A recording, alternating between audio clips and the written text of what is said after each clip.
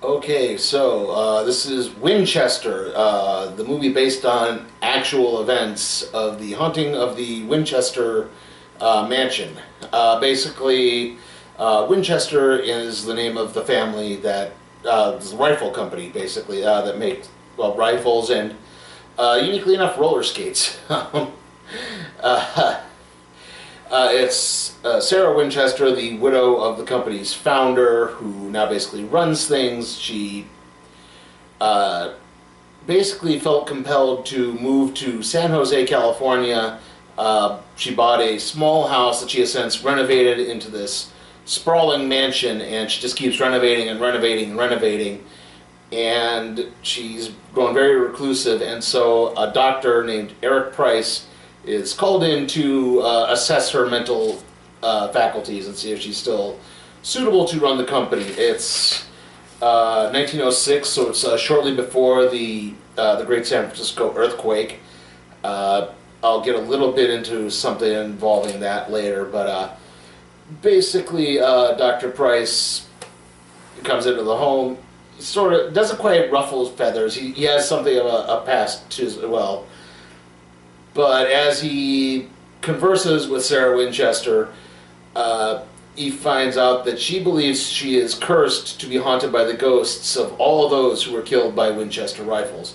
In fact, even though she runs a gun company, she is a pretty staunch anti-gun activist. So, there's the, yeah, as I said, it's like I said, it's the ghosts of all those who were killed by Winchester rifles.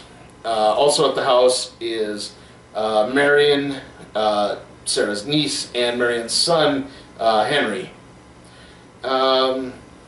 Anyway, there's. It's nice that this film is not overly reliant on jump scares. There's a few jump scares here and there, but there's one right away early on with a mirror that it's kind of seen out of nowhere. But then there's another one that's actually a little bit more subtle. The house has an intercom system where you can communicate with various rooms from your room. And at one point, Dr. Price hears something from one room. He checks on it, and as he's listening for a response, a finger crawls out of the, kind of starts going for his ear, and that at least caused someone in the audience to be quite startled.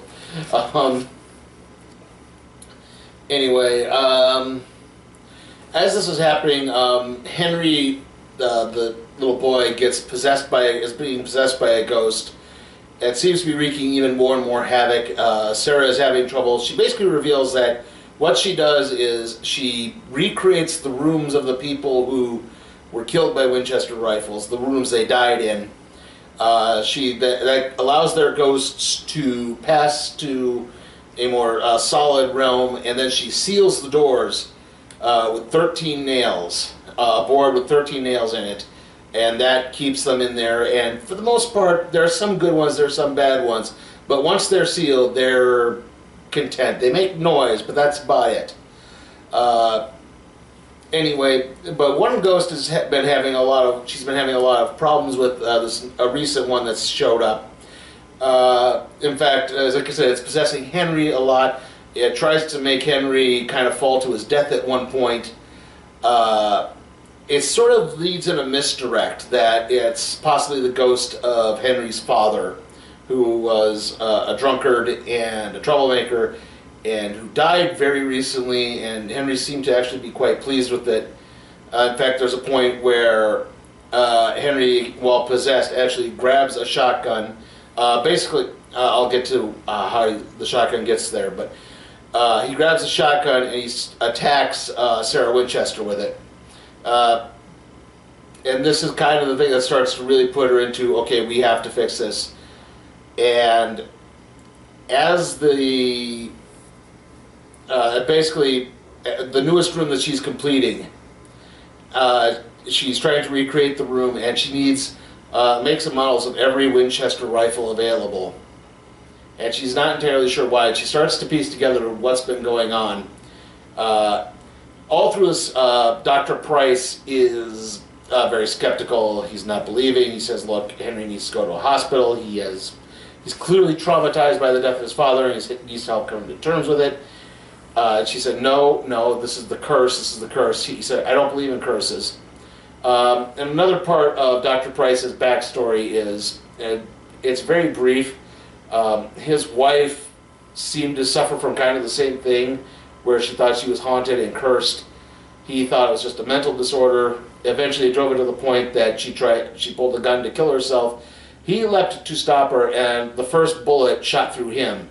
He was clinically dead for 3 minutes.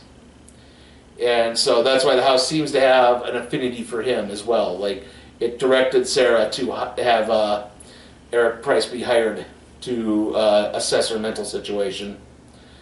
Sarah basically, there's one instance that suddenly starts destroying a whole bunch of the house. And Sarah eventually realizes what's going on. It's the ghost of a Civil War veteran, Confederate Civil War veteran named Ben Block, who lost most of his family to Winchester rifles. And so he blamed the company that made the rifle that was so effective at killing his family. So he went to the Winchester Manufacturing Company and killed 15 employees, and then the police came and killed him in this room that displayed all the models of the Winchester. And basically, Sarah attempts to kind of seal the spirit again, but the spirit is too restless. It just can't be trapped. Again, it possesses Henry. It's actually, the ghost has been appearing as a servant at the mansion throughout most of this, and it's not revealed until basically, I think it's meant to take place during the San Francisco earthquake of 1906. I can't say for certain because there's a lot of earthquake-like things that are happening. And it says at the end of everything, there's this tagline about the San Francisco earthquake, so it's possible. I'm not entirely sure. But yeah, it's possible like that happens, and it frees a whole bunch of the spirits, and it separates most of the house. It separates mostly everyone in the house. And the spirits actually begin to work with Henry. Henry is briefly reunited with the spirit of his wife, who says, I forgive you for what happened. Like, you need to let go of your guilt. The other spirits help Henry get to Sarah. Sarah is eventually able to summon Ben's ghost to the room, and she and Dr. Price work together to stop him. First, they seal the room up. And then they realize that he has a problem with a Winchester that he had that was his own personal gun that he had been using. And he's actually afraid of it. And then Ben actually had the bullet that... I keep calling him Ben. Dr. Price has the bullet that was accidentally shot into him that killed him for 3 minutes, refurbished. And he puts that into the rifle, and apparently that's enough to settle the spirit enough so that it can be properly sealed. However, at the end of the movie, as they're starting to refurbish the house, one of the sealed doors shakes free again. So yeah. Then, like I said, at the end, there's these little factoids about again the San Francisco earthquake, which I think was meant to have happened in this film. I'm not entirely sure. And the next one is that Sarah Winchester went on to completely renovate the house again and again and again until her death in 1922, and the mansion is still haunted to this very day. And yeah, then the credits roll. So yeah, overall, like I said, a pretty decent movie. Not overly. I mean, there's a few startled jump scares spread throughout, but it's not overly reliant on them. Helen Mirren is great. It's Helen Mirren. Jason Clarke is Dr. Price. He's pretty good. Sarah Snoke is Marion. She's pretty one note and flat. Doesn't really do much. Dr. Price himself is okay when he's with Sarah Winchester. Through the rest of the film, yeah, he's just kind of boring. He's kind of shown to be, like I said, he's a major skeptic. Sometimes he's a drug addict of some kind. I'm not entirely sure. I think it's opium. It's like a liquid opium, possibly liquid cocaine. Yes, that was a thing back in 1906. Which is possible, but I can't say 100% for certain what it is he's been taking. But yeah, he takes something of an hallucinogen to put himself into an altered mood. At one point, he plays this trick with $1, and he can balance on his finger and show, ooh, it's an illusion. It's like, but Sarah Winchester immediately busts what it is. It's like, yeah, you put a nickel in there to balance the nickel on your finger. That's what's going on. So yeah, it's like, this is not parlor tricks. But like I said, when he's not with Sarah Winchester, he's pretty, forgettable too.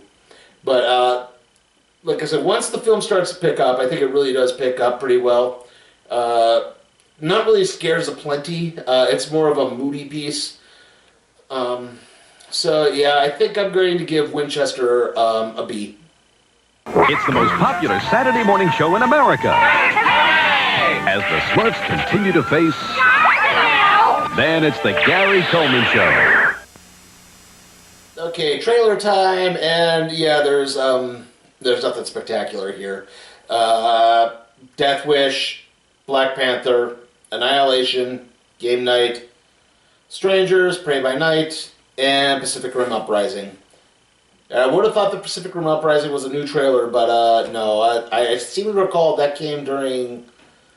Was it Justice League or Star Wars? Yeah, it was one of those two that popped up. So, yeah. Anyway, next video is going to be the random trade review on Daredevil: Parts of a Whole. Sorry, I've already shot that. It's ready to go, so it'll be up on Sunday. This in all likelihood will be going up Saturday morning. See you all then.